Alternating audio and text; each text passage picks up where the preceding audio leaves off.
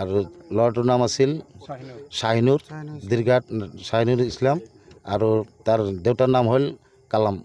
কিমান টকা পাইছে? 2 কোটিমান। সব জাল নোট 2 কোটি টাকা উদ্ধাৰ কৰিল। আমাৰ বৰগলাৰ পৰা এই ৰাস্তাত থেকে উদ্ধাৰ কৰিছে। কি কাৰণে আনিছিল এই টকাখিনি ইয়াত? এই টকাটো বেলেগক দিব, ঠকাব, মানে বিজনেছ। 2 কোটি দিয়ে 7 লাখ ডিমান্ড কৰিছিল। ঠক প্ৰবচন কৰিছিল, মানে 7 লাখ টাকা মানে দি মানে 2 কোটি টাকা ল'ব আর কি, এনেকুৱা একটা চাল কৰিছিল। পিছত কোনে ধৰিলে?